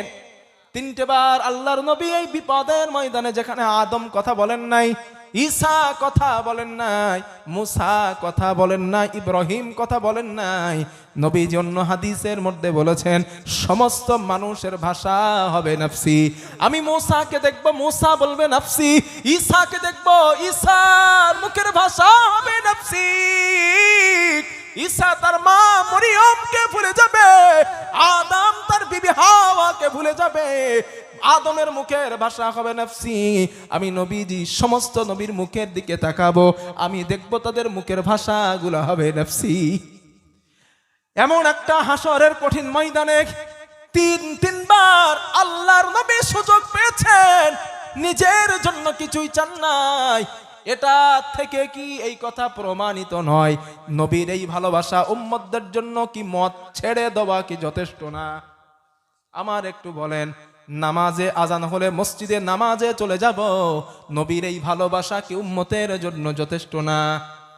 আমার একটু বলেন, সুদের টাকা নেব না, নবীজি আমাদেরকে এত ভালোবাসেন, সুদের টাকা নেব না, নবীর এই ভালোবাসা কি এই উম্মতের জন্য যথেষ্ট না? কথা বোঝাইতে পারছি আমি? যদি যথেষ্ট হয়, আমি মুসাফির বাকি বিল্লার বক্তব্য এটাই, আল্লাহর রাস্তে গুনার কাজ করা ছেড়ে দেন, গুনার কাজ করা ছেড়ে দেন। মুখের দিকে তাকায় দেখেন দাড়িগুলা পেকে গেছে। যুবক, তোমার মুখে তাকায় দেখো দাড়িগুলা গজিয়ে গেছে। কয়েকদিন আগে তুমি বাচ্চাদের সঙ্গে মাঠে হাফ প্যান্ট পরে ক্রিকেট খেলা করতে, ফুটবল খেলা করতে, আজ তুমি 3 সন্তানের বাবা। তোমার কবরে এক পা, ডেঙ্গায় এক পা, মানে তোমার আজরাইল আসার সময় হয়ে গেছে। আর কতদিন গুনাহ করবা আমারে কও? ও যুবক, রাসূলুল্লাহ সাল্লাল্লাহু আলাইহি ওয়াসাল্লাম তিনবার আল্লাহর কাছে যাবেন, আল্লাহর কাছে যাওয়ার পরে বলবেন আল্লাহ উম্মতি উম্মতি উম্মতি। আল্লাহ বলবেন হাবিব ফায়ুকালু ইনতালিক, হাবিব আপনি এগিয়ে যান। ফাআখরিজ মিনহা, এটা ভালো করে শুনেন, ফাআখরিজ মিনহা মান কানা ফি কলবিহি আদনা আদনা আদনা। হাদিসে আদনা শব্দটা 3 বার আসছে। আদনা কারে বলে একটু বোঝাই। আপনাদের আসামে তো আমি শুধু দেখছি টিনের চালের বাড়ি, শুধু টিন দেওয়া, 80% বাড়ি টিন দেওয়া। আপনারা টিনের চালে দেখছেন ঠান্ডার সময় ছোট্ট ছোট্ট ছিদ্র হইলে ওখান থেকে ঠান্ডার সময় রৌদ্রের রশ্মি ঘরে পড়ে না ভাইয়া? পড়ে পড়ে। ওই রৌদ্রের রশ্মির মধ্যে দেখবেন কিছু কিছু ধুলাবালি খালি চোখে দেখা যায় উঠতেছে, দেখা যায় না? ওই যে সরু রশ্মির মধ্যে উঠতেছে, ধুলাবালিগুলো উঠতেছে, দেখা যায় না? ওটাকে আরবিতে বলা হয় আদনা। কি বলে? হাদিসের পরিভাষায় এটাই ব্যাখ্যা কি? আদনা। এই আদনা পরিমাণ ঈমান যাদের আছে, ও হাবিব আমি রব বলছি ফাখরিজুহু মিনান নার, ওদেরকে জাহান্নাম থেকে বার করে জান্নাতে নিয়ে যান। ও মুসলমান, আর কি চান বলেন? আর কি চান? কবে গোনা ছাড়বেন কোন? বুখারী শরীফের হাদিস, এটা বানানো গল্প না। ওলামায়ে কেরাম আছে, জিজ্ঞাসা করেন। নামার পরেও যদি বলেন হুজুর হাদিসটাতে বললেন, আপনি একটু দেখান তো, আমার ফোনে পুরো 76 হাদিস কমপ্লিট আছে, দেখাই দিতে পারবো ইনশাআল্লাহ। আমি যে কটা হাদিস বলছি সব আমার নখদর্পণ, সব নখদর্পণ আমার, আলহামদুলিল্লাহ। তাহলে নবী আল্লাহর কাছে গেছেন কতবার? হাদিস কিন্তু শেষ হয় নাই, 3 বার যে গেছেন হাদিস এখনো আছে। এইবার মজার তথ্যটা পাবেন। এইবার এতগুলো তো মজা পাইছেন, এবার আরো মজা আছে। গেছেন কতবার? জোরে বলেন। আমি হাদিসটা আপনাদের কাছে যেইভাবে বর্ণনা করছি, নবীজির সাহাবা হাদিসটা বর্ণনা করছিলেন, নাম কি ছিল? জোরে বলেন, জোরে বলেন, জোরে বলেন, নাম কি? আনাস ইবনে মালিক। এই আনাস ইবনে মালিকের কাছে কিছু মানুষ এই হাদিসটা শেখার জন্য আসলেন। এই হযরতে আনাস ইবনে মালিক এই হাদিসটা নবীজি আল্লাহর কাছে গেছেন কতবার? 3 বার। এই 3 বার পর্যন্ত ওই লোকগুলার কাছে বর্ণনা করলেন, আর বর্ণনা করেন নাই। কিন্তু হাদিস এখনো আছে, হাদিস শেষ হয় নাই, বুখারীতেই আছে, একসঙ্গে আছে। এবার চতুর্থ অংশটা শোনেন। যেই লোকগুলা আনাস ইবনে মালিকের কাছে হাদিস শিখতে আসছে, তাদের মধ্যে একজন বলে, আমি আমার সাথীদেরকে বললাম, লাউ মারানা বিল হাসান ওয়া হুয়া মুতাওয়ারি ফি মানজিলি আবি খলিফা, চলো না আমরা হাসান বসরির কাছে যাই, এই হাদিসের বাকি অংশটা তিনি জানেন, আর তিনি এখন বসবাস করেন আবি খলিফার বাড়ির নিকটে। এই সিদ্ধান্ত নেওয়ার পর হাদাসানা আনাস ইবনে মালিক ফাতাইনাহু ফাসাল্লামনা আলাইহি, ওই মানুষগুলা আনাস ইবনে মালিকের নিকট থেকে হাসান বসরির কাছে আসলেন। হাসান বসরির কাছে আসার পর হাসান বসরিকে তারা সালাম জানালেন। সালাম দিয়ে ঘরের মধ্যে প্রবেশ করার অনুমতি চাইলেন। ফাআদিনা লানা, হাসান বসরি তাদেরকে ঘরে প্রবেশ করার অনুমতিটাও দিলেন। সুবহানাল্লাহ কোন। ওই মানুষগুলা ঘরে প্রবেশ করার পর হাসান বসরিকে কি বলে এবার লক্ষ্য করেন। হাসান বসরি রহমাতুল্লাহ আলাইহি কে বললেন, ফাকুলনা লাহু ইয়া আবা সাঈদ, হে সাঈদের পিতা, জিনাকা মিন ইনদি আখিকা আনাস ইবনে মালিক, আমরা আপনারই ভাই আনাস ইবনে মালিকের নিকট থেকে আপনার কাছে আসছি। হাসান বসরি বলে, কেন আসছো, কি জন্য আসছো? ওই লোকগুলা বলেন, হুজুর এই জন্য আসছি, ফালাম নাসমাউ মিসলা হাদিসিন হাদাসনাহু ফি শাফাআত, হযরতে আনাস ইবনে মালিক আমাদেরকে শাফাআতের ব্যাপারে এমন একটা হাদিস শুনিয়েছেন, যেই হাদিসটা ইতিপূর্বে আমরা কারো কাছে শুনি নাই। কথা বোঝা গেছে? ওই লোকগুলা বলছে, হুজুর আনাস যে হাদিস বলছে এই হাদিস কারো কাছে শুনি নাই। হাসান বসরি শুনে টুনে বলে, ফাকালাহি, তাই নাকি? হ্যাঁ, আচ্ছা, ফাকালাহি ফাহাদাসনাহু বিল হাদিস, হাদিসটা আমার কাছে বলো তো দেখি, কি হাদিস তোমরা শুনছো? এবার ওই লোকগুলা যেই লোকগুলা গিয়েছিলেন ওনার কাছে, ওনারা বলছেন, হুজুর হযরতে আনাস আমাদেরকে বললেন, এই যে আগের যে হাদিসটা শোনাইছি যে অংশ, ওই অংশটা ওনারা বললেন 3 বার নবীজি আল্লাহর কাছে গেছে। হযরতে হাসান বসরি বলে, ফাকালাহি, আচ্ছা আরো বলো তো, আরো বলো। ওই লোকগুলো বলে, হুজুর ফালাম ইয়াজিদ লানা আলা হাদা, এর অধিক হাদিস হযরতে আনাস তো আমাদের বলে নাই, তো বলবো কেমনে হুজুর, আমরা আর জানি না। হযরতে হাসান বসরি বলে, কি বলছো তোমরা এটা? বলে, হ্যাঁ হুজুর সত্যিই বলছি, এর অধিক হাদিস হযরতে আনাস বলে নাই। এবার হাসান বসরি কি বলে দেখেন, আগে সুবহানাল্লাহ কোন। হযরতে হাসান বসরি বলেন, শোনো আমার সাথীরা, লাকাদ হাদাসানি ওয়া হুয়া জামিউম মুনযু 20 সানাতান, এই হাদিসটা হযরতে আনাস ইবনে মালিক আমাদের নিকটে যখন বর্ণনা করছিলেন, এখন কথা বলছে কিন্তু হাসান বসরি, এখন কথা বলছে কে? হাসান বসরি। ওনাদের বলছে, শোনো এই হাদিসটা যখন বর্ণনা করছিলেন নবীজির সাহাবা আনাস ইবনে মালিক, তখন আমাদের বয়স ছিল যুবক, আনাসের বয়স ছিল যুবক। এখান থেকে 20 বছর আগে এই হাদিস হযরতে আনাস আমাদের নিকটে বলেছিলেন। আর আমি হাসান বসরি নিশ্চিত না এই হাদিসের বাকি অংশ তোমরা ভুলে গিয়েছো, এই হাদিসের বাকি অংশ আনাস ভুলে গিয়েছেন না, তোমাদের বলেনি, কারণ তোমরা অলস হয়ে পড়বে। কিছু বোঝা যাচ্ছে এই কথাটার থেকে? হাসান বসরি বলে যে আমি নিশ্চিত না এই হাদিসের যেই চতুর্থ অংশটা আছে ওই অংশ আনাস তোমাদের বলেনি, তোমরা অলস হয়ে পড়বে না, বিরুদ্ধ হওয়ার কারণে উনি ভুলে গেছেন, আমি নিশ্চিত না। তাহলে চতুর্থ অংশটা কি আছে যে ওই লোক হযরতে হাসান বসরি বলেন, আমি নিশ্চিত না যে তোমাদের বলা উচিত হবে কিনা এই অংশটা। বুখারী শরীফের হাদিস, ওলামায়ে কেরাম হাসা শুরু করছে অলরেডি।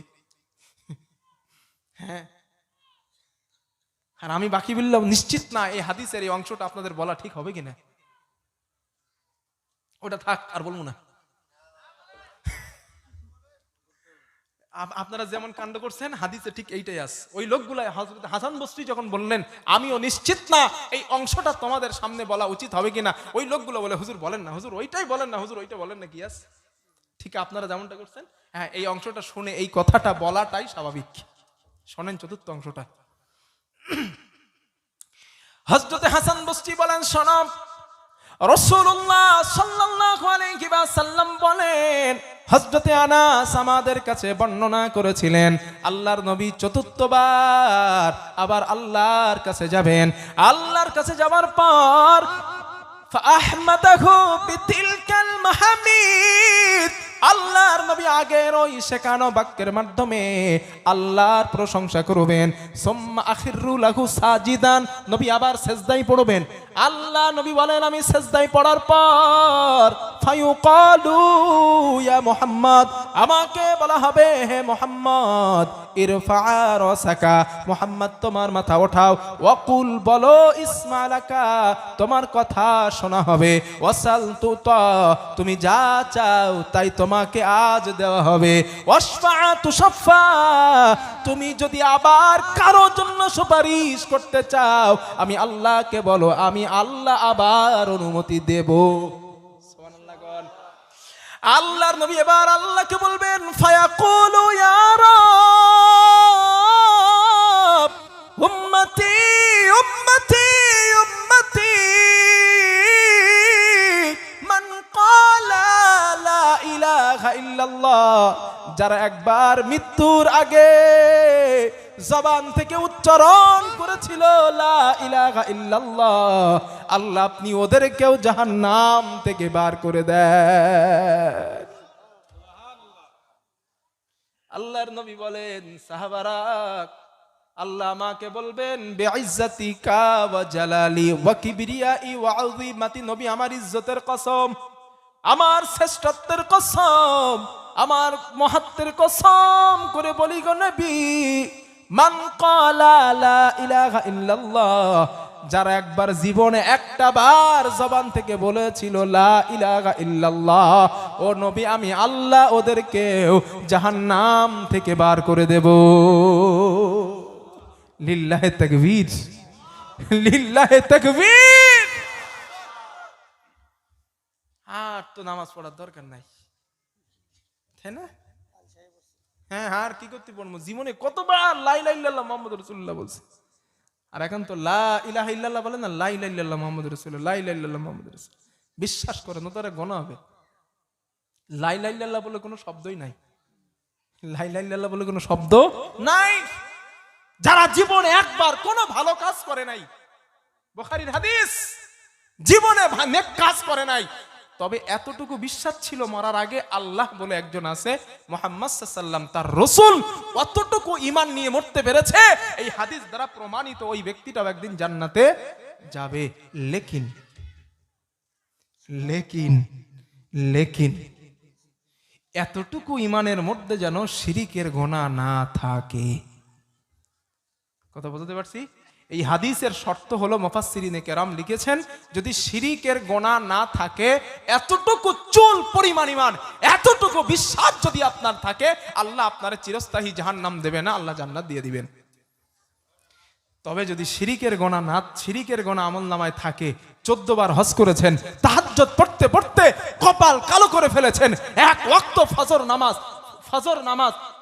ফরজ নামাজ কাজা নাই, সব জীবনে আদায় করছেন, কিন্তু একবার শিরিক করছিলেন। কেমনে?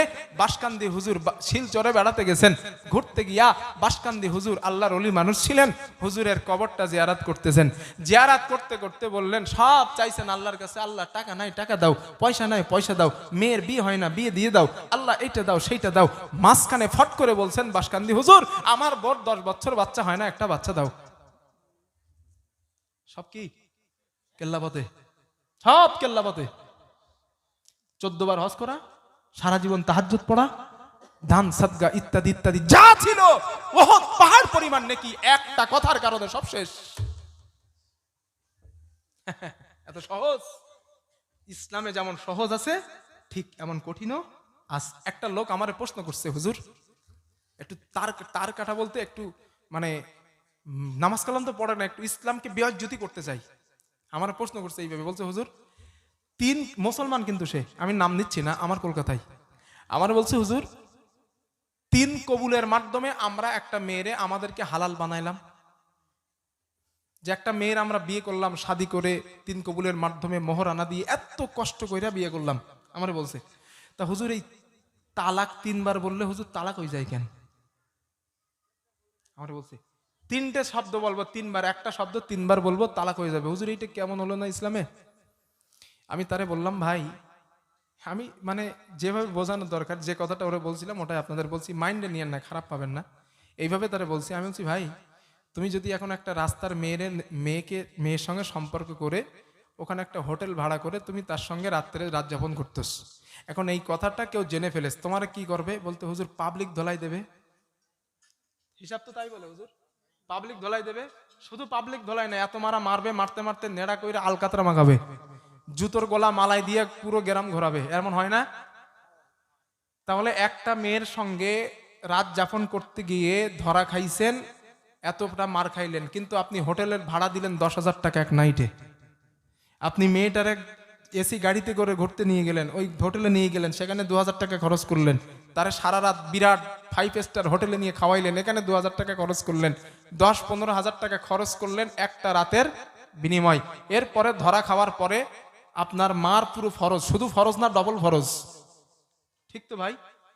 একটা মেয়েরে এই অবস্থা করলে আপনার এই অবস্থা হলো, ঠিক ওই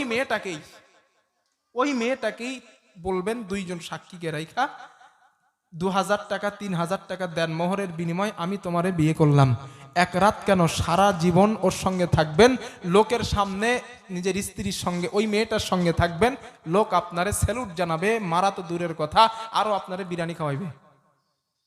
ঠিক বলছি না ভুল বলছি? একই মেয়ে, তার পিছনে 20,000 টাকা খরচ করলেন, কিন্তু বিনিময় ধরা খাইলে মার। আর একই মেয়ে 3 কবুল বলার পরে তারে নিয়ে থাকলেন, লোক আপনারে স্যালুট দিল না, ওরা স্বামী স্ত্রী। তাহলে 3 কবুলের মাধ্যমে একটা মেয়ের যেমন হালাল বানাইছেন, ঠিক 3 কথার মাধ্যমে ওই মেয়েটাকে আবার হারাম বানাইছেন। এইটা যেমন বুঝেছেন, এইটা এমন ভাবে বোঝেন। কথা বুঝতেছেন না? এই কথাটা কেন বললাম আমি? এই জন্য বললাম, যেমন জীবনে একবার যদি বলি লা ইলাহা ইল্লাল্লাহ, তাকে আল্লাহ যেমন জান্নাত দেবেন, একবার যদি বলি বাসকান্দি হুজুর বোর 10 বছর বাচ্চা হয় না, বাচ্চা দাও, সব আমল শেষ। কথা বোঝাতে পারছি না ইনশাল্লাহ? এই প্যান্ডেলে মহিলারা আছে তো না, এরা এক কাজ করে দেখবেন, ওই বাচ্চা হওয়ার পরে এইখানে কপালে কাজলের টিপ দেয়, বাচ্চা দেয় না? আপনার দিকে দেয়? টিপ দেয়, আর কি বলে জানেন? বলে নজর লাগবে না, নজর লাগবে না। হায় হায় রে, এটা দিবেন না, এটা শিরিকের অন্তর্ভুক্ত। মা বোন যারা আছেন আমি তাদেরকে বলছি, সূরা ফাতিহা পড়ে বাচ্চার গায়ে ফুঁক দেন, সূরা ফালাক নাস পড়ে বাচ্চার গায়ে ফুঁক দেন, আপনার বাচ্চার বদ নজর থেকে আল্লাহ হেফাজত করবেন। বিশ্বাস করেন, কাজলের বদ নজর থেকে বাঁচাবার কোনো শক্তি নাই, কোনো শক্তি নাই। এটা মিথ্যা, এটা বানোয়াট, এটা সমাজের ভুয়া শিরকি একটা পন্থা। এগুলো পরিত্যাগ করেন আল্লাহর রাস্তে, এগুলো পরিত্যাগ করেন। বাচ্চার দাঁত পড়ে গেছে, দাঁতটা নিয়া ইঁদুরের গর্তে দেয় আর বলে, ইঁদুর মামা ছোট দাঁতটা দাও, বড় দাঁতটা নাও। বলে না এগুলা? এটাও বলা শিরিক, কারণ দাঁত দেওয়ার মালিক কে? জোরে বলেন। এখন দাঁত দেওয়ার মালিক আল্লাহ, আপনি ইঁদুরের কাছে চাইছেন, আপনি শিরিক করছেন, আপনার সব শেষ, গো টু জাহান্নাম, কোনো ক্ষমা নাই। বিয়ের সময় যুবক ছেলের হাতে জাঁতি দেয়, লোহার জাঁতি দিয়ে বলে, বাবা তোমার নজর লাগবে না, শয়তান আসবে না, লোহার হয়ে যাও। তাহলে যখন শয়তান জিনে ধরে তখন আপনারা পেটান না কে লোহা দিয়া? এগুলো কুসংস্কার, এগুলো করবেন না। যদি জিনের, আমি আপনাদের একটা আমল শিখিয়ে দেই, যদি বাড়িতে কোনো জিনের আসর পড়ে, জিনের সমস্যা হয়, একটা আমল করবেন। আমলটা বলবো? আল্লাহর নবী বলেন, ক্বালা রাসূলুল্লাহ সাল্লাল্লাহু আলাইহি ওয়াসাল্লাম, রাসূলুল্লাহ সাল্লাল্লাহু আলাইহি ওয়াসাল্লাম বলেছেন, লা তাজআলু বুয়ুতাকুম মাকাবির। আল্লাহর নবী বলেন, আমার উম্মত, তোমরা তোমাদের ঘরটাকে কবর বানাবা না। কি বানাবা না? কবর বানাবা না। আল্লাহর নবী এই কথা কেন বললেন? আল্লাহর নবী এর পরে বললেন, ফাইন্না শাইতানা ইয়াফিরু মিনাল বাইতিল্লাযী তাকরাউ ফীহি সূরাতুল বাকারা।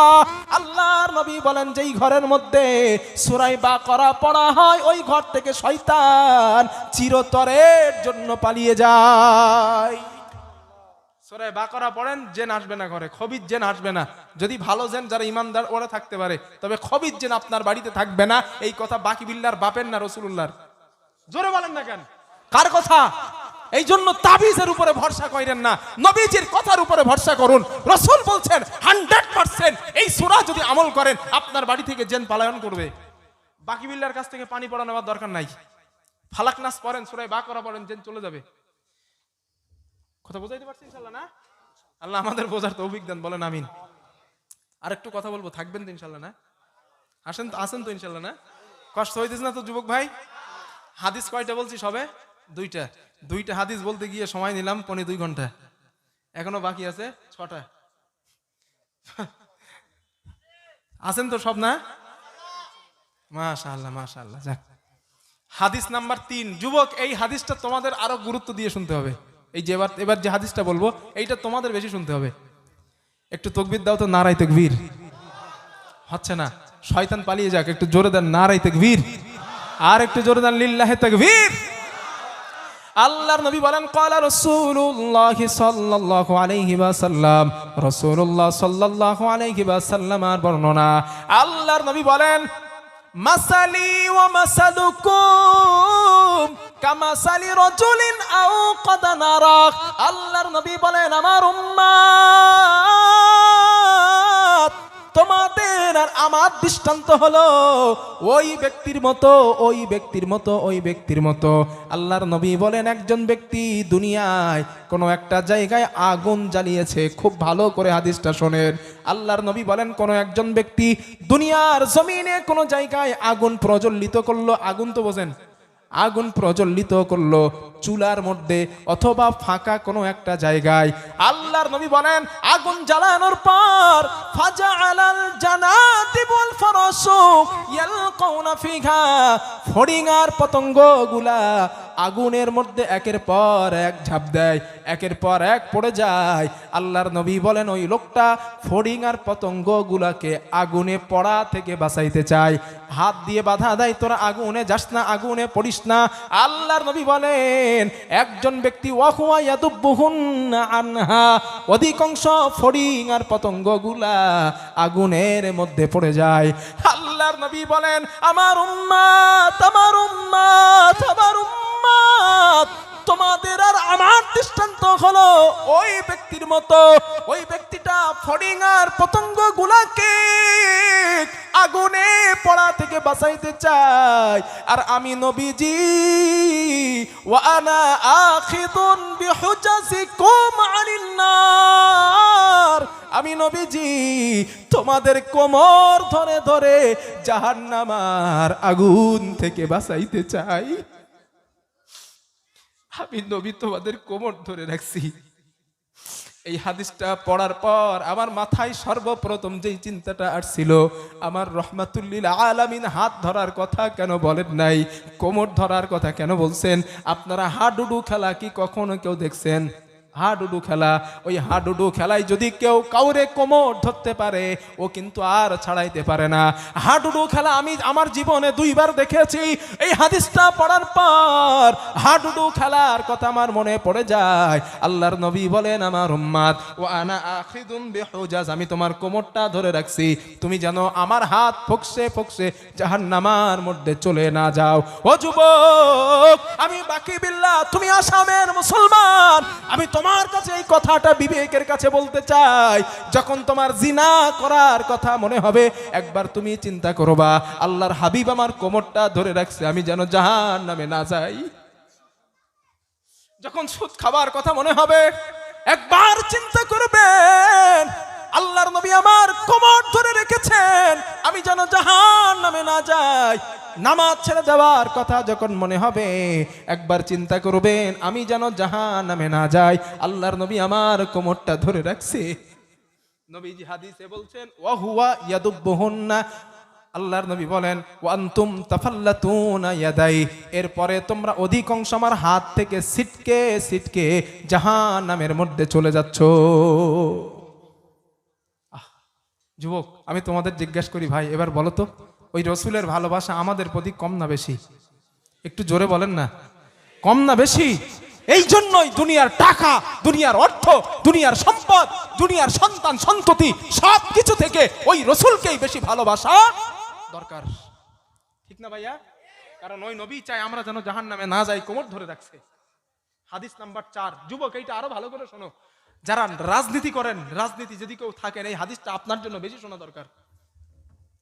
আল্লাহর নবী বলেন, রাসূলুল্লাহ সাল্লাল্লাহু আলাইহি ওয়াসাল্লামের বর্ণনা, ক্বালা রাসূলুল্লাহ সাল্লাল্লাহু আলাইহি ওয়াসাল্লাম, রাসূলুল্লাহ সাল্লাল্লাহু আলাইহি ওয়াসাল্লামের বর্ণনা, তিনি বলেন, মা মিন মুমিনিন মা মিন মুসলিমিন ইয়ামুতু, নবী বলেন, আমার দুনিয়ায় একজন মুসলমান আরেকজন মুসলমান ভাই তার যত আপন, আমি রাহমাতুল লিল আলামিন, আমি নবী তার থেকে তার বেশি আপন। একজন বাবা একজন মার যত আপন, আমি নবী তার থেকে তোমার বেশি আপন। একজন ভাই আরেকজন ভাইয়ের যতটা আপন, আল্লাহর নবী বলেন, না না, আমি নবী ওর থেকে তোমার বেশি আপন। নবী শুধু এই কথা বলে নাই, নবী এরপরে এক্সাম্পল দিয়েছেন, দৃষ্টান্ত দিয়েছেন আমার উম্মত কেমন করে আপন। শোনো, আল্লাহর নবী বলেন, মান তারাকা মালা, তোমাদের মধ্যে কেউ যদি সম্পদ রেখে মারা যায়, ফালইয়ারিসু আসাবাতুহু মান কানু ফিদ দুনিয়া, ওই লোকটার পরিবারের সন্তান সন্ততি যারা দুনিয়াতে আছে, ওই সম্পদের ভাগ তারাই ভাগ করবে, তারাই নেবে। এটাই তো মাসআলা, তাই না হুজুর? আমি মারা গেলাম, আমি মারা যাবার পরে আমার সম্পদ যা থাকবে আমার ছেলেরা নেবে না, আমার পরিবার নেবে না? আপনারা মারা যাবার পরে আপনাদের সম্পদ কি গ্রামের লোক নেয় না ছেলে সন্তানরা নেয়, মেয়েরা নেয়? ওয়ারিস যারা তারাই নেয়, এটাই মাসআলা। নবীজি ওই কথাই বললেন, মান তারাকা মালা, তোমাদের মধ্যে কেউ যদি সম্পদ রেখে মারা যায়, ফালইয়ারিসু আসাবাতুহু মা কানু ফিদ দুনিয়া, ওই লোকের ওয়ারিস যারা দুনিয়ায় বেঁচে থাকবে, ওই সম্পদের ভাগ তারাই বন্টন করবে, তারাই ওই সম্পদের হকদার। এটাই তো মাসআলা। এরপরে আল্লাহর নবী যেই কথাটা বললেন, ও আসামের মুসলমান, এই কথাটা সারা জীবন মনে রাখবেন। আল্লাহর নবী বলেন, আমার উম্মত ওয়ামান তারাকা দাইনান, তোমাদের মধ্যে কেউ যদি ঋণ রেখে মারা যায়, ঋণ রেখে যদি মারা যায়, ওই ঋণ পরিশোধ করার মতো তার পরিবারে কেউ বেঁচে নাই। আও দয়ান, অথবা এমন পরিবার রেখে মারা গিয়েছে যেই পরিবারকে খাওয়ানো দাওয়ানোর মতো কেউ নাই, অসহায় পরিবার। আল্লাহর নবী বলেন, 1 নাম্বার, ঋণ রেখে মারা গিয়েছে, ঋণ পরিশোধ করার কেউ নাই। ছোট্ট ছোট্ট 2 বাচ্চা মহিলা রেখে মারা গেছে লোকটা, ওই মহিলা কেমনে শোধ করবে? অসহায়, খাবে কেমন করে? খাওয়া দাওয়ানোর কেউ নাই। আল্লাহর নবী বলেন, আমার উম্মত ফালিয়াতিনি, আমি নবী আমার কাছে পাঠিয়ে দাও, আনা মাওলা, আজ থেকে আমি রাহমাতুল লিল আলামিন, ওই অভাবগ্রস্ত পরিবারের অভিভাবক হয়ে গেলাম। আসামের মুসলমান, আপনারা আমারে বলেন, এই দুঃসাহস বর্তমান জামানায় কে দেখাইতে পারে? বলেন আমারে, কার আছে এই দুঃসাহস? যেই নবীর পেট ভরে খাওয়া হতো না, যেই রসুলের উনানের উপরে, চুলার উপরে মাসের পর মাস হাঁড়ি উঠতো না, পানি খেয়ে খেয়ে যেই নবী সংসার কাটাতেন, দিন কাটাতেন, সেই নবী বলছেন, ফালিয়া তিনি আমার কাছে পাঠিয়ে দাও, আনা মাওলা, আনা মাওলা, আমি নবী আজ থেকে ওই অভাবগ্রস্ত পরিবারের অভিভাবক হয়ে গেলাম। আমি যেভাবেই হোক, যেভাবেই পারি, ওই পরিবারে আমি নবীজি খাওয়াবো, আমার কাছে পাঠিয়ে দাও, আমার কাছে পাঠিয়ে দাও। এই দুঃসাহস কারে আছে আপনি বলেন আমারে? কম মায়া সেই নবীর?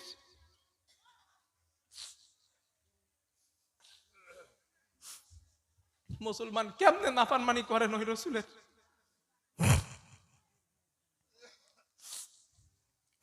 আল্লাহ আমাদের বোঝার তৌফিক দেন, বলেন আমিন।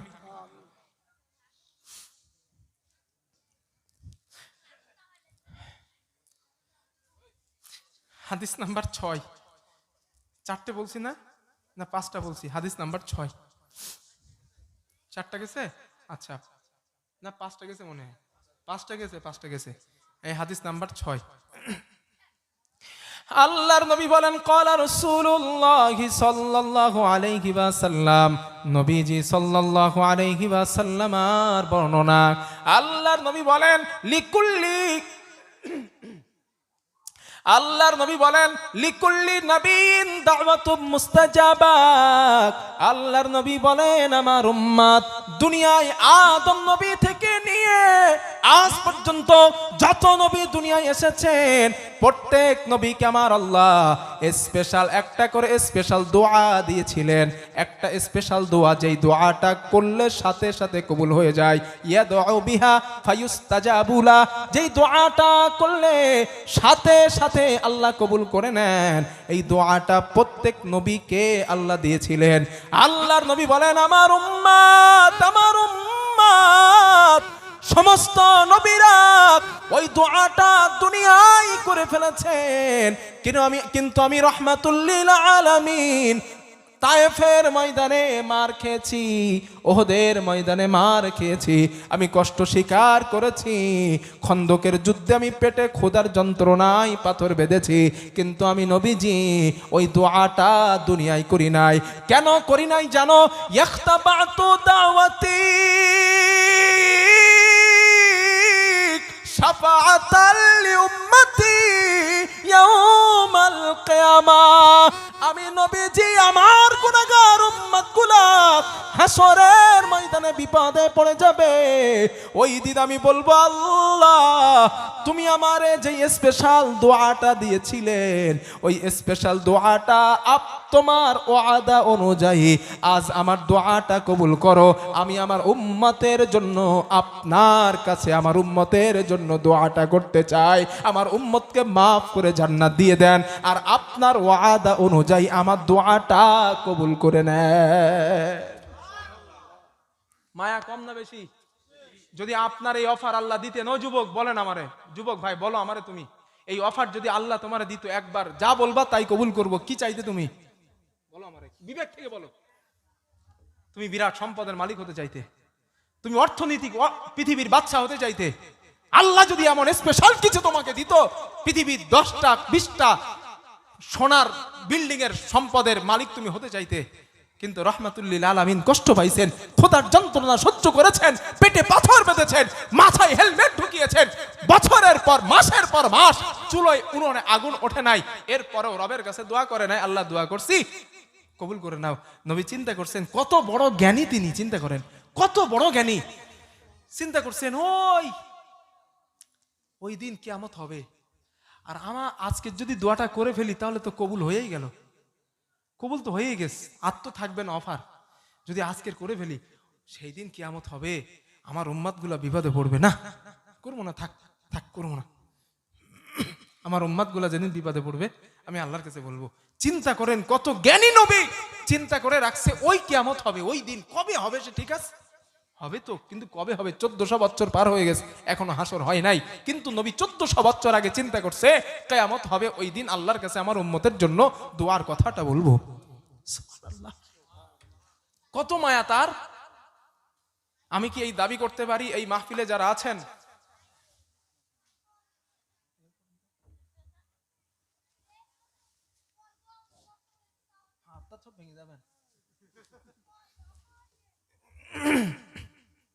আমি কি এই ওয়াদা করতে পারি এই মাহফিলে যারা আছেন, আজ থেকে আমার নবীর সুন্নাত গুলো আজ ছেড়ে দেবো না, নবীরে ভালোবাসবো? ওয়াদা করতে পারবো ইনশাল্লাহ? সবাই করতে পারবো? যুবক ভাই পারবো? সালমান খানের, আর আমরা সালমান খানের ভক্ত হব না, আমরা নবীজির ভক্ত হব, এই ওয়াদা কি করতে পারবো ইনশাল্লাহ?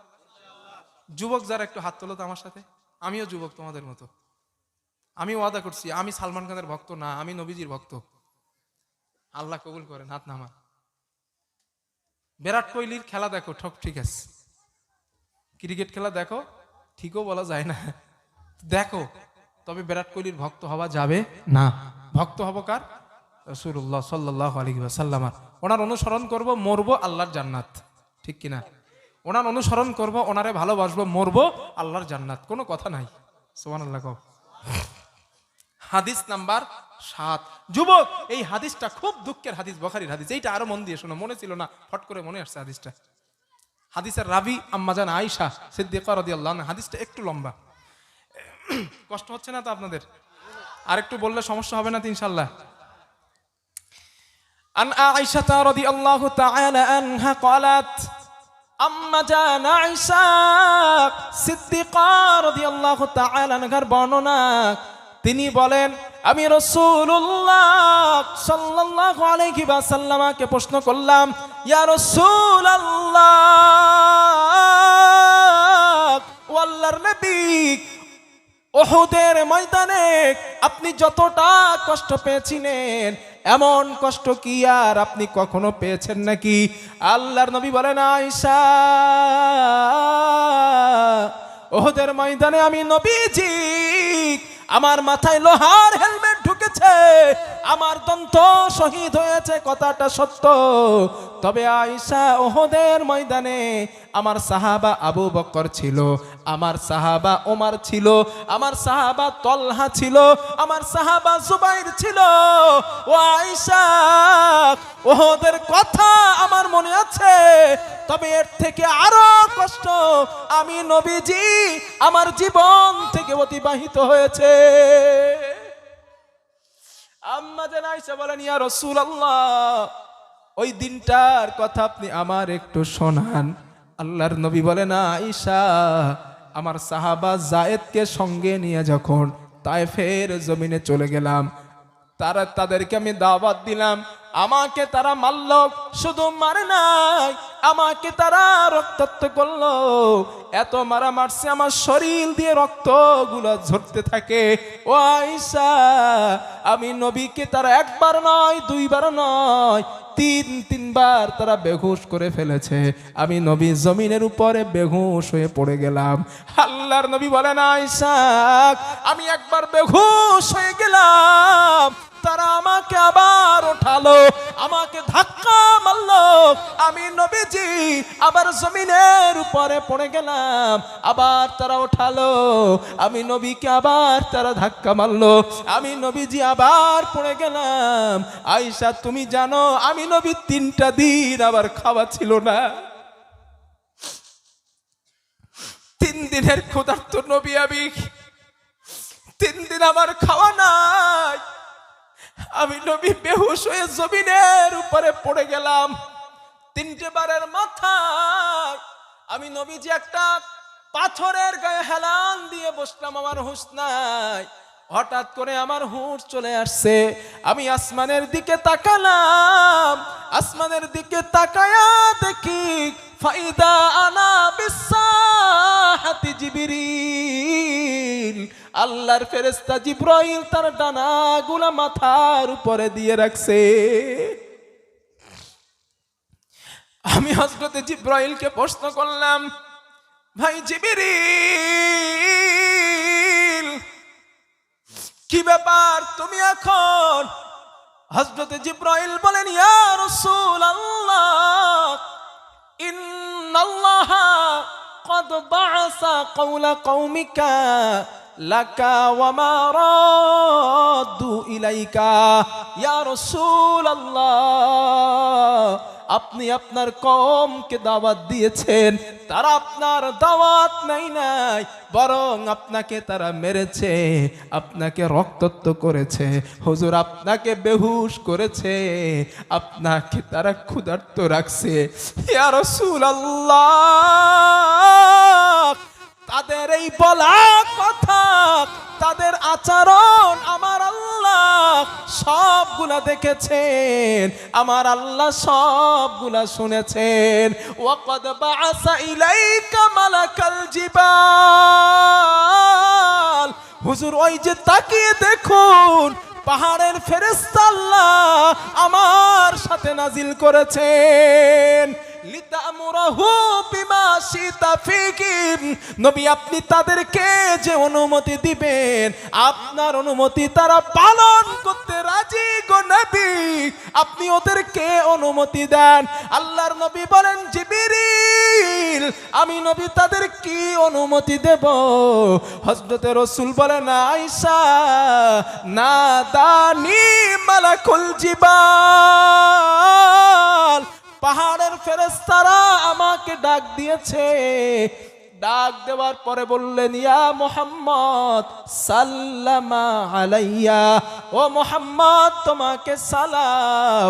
আমাকে সালাম দেওয়ার পরে আমাকে বললেন, হুজুর আপনি অনুমতি দিন। নবী বলেন, আমি কি অনুমতি দেব? আল্লাহর নবী বলেন, অনুমতি দেব কি বলো আমারে? পাহাড়ের ফেরেশতারা বলেন, ইয়া রাসূলুল্লাহ ইন শিতা নুতবিক আলাইহিমুল আখবাশাই,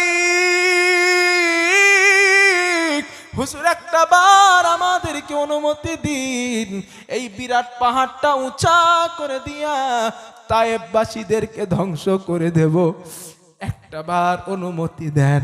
আল্লাহর নবী জবাব দিলেন, লা বাল আরজু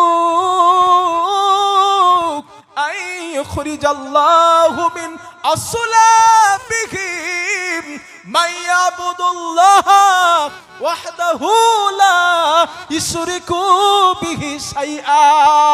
ও পাহাড়ের ফেরেশতারা, না না, আমি নবী তোমাদের অনুমতি দেব না, কারণ আমি নবী আমার মনের বিশ্বাস, আমি হাবিব আমার মনের বিশ্বাস, আমার মনের বিশ্বাস এদের সন্তান সন্ততি, এদের পরের জেনারেশন যারা দুনিয়াতে আসবে, ওরা ইসলামের কলেমা পড়ে মুসলমান হয়ে যাবে।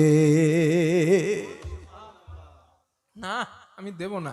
আমি যদি তোমাদের অনুমতি দেই আর তোমরা যদি আমার কথা শুনে এদেরকে ধ্বংস করো, মেরে দাও, এদের পরের জেনারেশন সন্তান সন্ততি যারা দুনিয়ায় আসবে, ওরা তো আর ইসলাম কবুল করতে পারবে না রে। না, চলে যাও তোমরা। একবার ভাবেন তো, হৃদয় থেকে ভাবেন ভাই, একটা বার যেই নবীকে তারা 3টা দিন ক্ষুধার্ত রেখেছিল, যেই নবীকে তারা 3 বার বেহুশ করেছে, যেই নবীকে মারতে মারতে মারতে মারতে সমস্ত শরীর রক্তাক্ত করছে। মুসলিম শরীফের বর্ণনা, হযরতে আনাস জায়েদ বলেন, আমার মাথার পাগড়ি মোবারকটা খুলে রাসূলুল্লাহ সাল্লাল্লাহু আলাইহি ওয়াসাল্লামের শরীরের রক্তগুলো মুছতেছিলাম, আমার মাথার পাগড়ি খুলে রক্তগুলো মুছতেছিলাম, মুছতে মুছতে এক পর্যায়ে আমার পাগড়িতে রক্ত টানার মতো শক্তি নাই, এত রক্ত তারা রাসূলে ঝরাইছে, এত রক্ত। আম্মা জান আয়েশা বলেন, আমি একদিন রাতের বেলা দেখি রাসূলুল্লাহ সাল্লাল্লাহু আলাইহি ওয়াসাল্লামের গায়ে ছোট ছোট দাগ, কিছু কিছু জায়গায় দাগ, কালো কালো দাগ। তা আমি হুজুরে জিজ্ঞাসা করলাম, হুজুর আপনার কি ছোটবেলায় কখনো বসন্ত হয়েছিল? বসন্তের দাগ দেখা যাচ্ছে? আম্মা জান আয়েশা বলেন, নবীজি আমারে বললেন, আয়েশা আমার জীবনে বসন্ত হয় নাই, বসন্ত হয় নাই আয়েশা। তো দাগগুলা কেমনে হুজুর?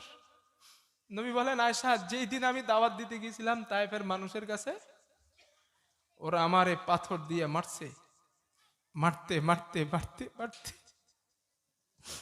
আমার শরীরের গোশতগুলা ক্ষত বিক্ষত করছে। যেই পাথরগুলা দিয়ে আমি নবীরে মারছিল, সেই পাথরের ক্ষত বিক্ষতর চিহ্নগুলো আজও মুছে দেয়। এই হাদিসটা পড়ার পরে আমি চিন্তা করছি, ওই আম্মা জান আয়েশা বলছিলেন, রাসূলুল্লাহ সাল্লাল্লাহু আলাইহি ওয়াসাল্লাম সম্পর্কে আম্মা জান আয়েশা বলেছিলেন যে আমি রাত্রে, তো আমার স্বামী যেহেতু নবী, আমি রাতে নবীর চেহারার দিকে তাকিস, আমার তাকায়া মনে হলো হাবিবের মুখে শুনছি ইউসুফ নবীর চেহারা রূপ সৌন্দর্য দেখে মিশরের নারীগুলা ফল কাটতে কাটতে কাটতে কাটতে হাতের আঙ্গুল কেটে ফেলছিল। আমি আয়েশা রাতের বেলা আমার নবীরে যেইভাবে দেখছি, ওই মেয়েগুলা যদি আমার হাবিবকে দেখতো, কলিজা কাটতে কাটতে, ফল কাটতে কাটতে কলিজা কেটে ফেলতো। চিন্তা করছি এত সুন্দর চেহারার মানুষটা কি মন করে তারা মারতে পারলো।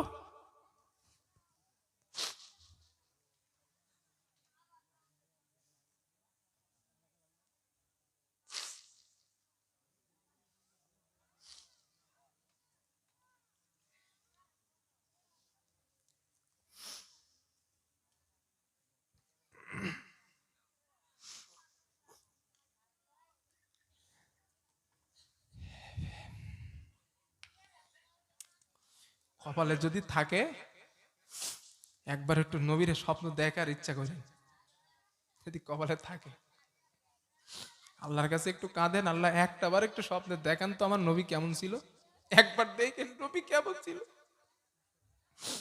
কিসমতে যদি থাকে একবার দেখবেন নবী কেমন ছিল, দুনিয়ার কিচ্ছু ভালো লাগবে না আপনার ভাই, বিশ্বাস করেন। আল্লাহর হাবিব একটাবার দেখবেন, একবার কিসমতে যদি থাকে, কিসমতে যদি থাকে একবার রাসূলের স্বপ্নে দেখার, দুনিয়ার সব কিছু সম্পদ যদি আপনার কাছে দেন, আমার হাবিবরে যদি আপনার কাছে দেয়, সবগুলো তুচ্ছ মনে হবে। এত সুন্দর মানুষ ছিলেন তিনি। চিন্তা করছি ওই নবীরে মারছে কেমনে তারা, কত নিষ্ঠুর হলে পরে মারে।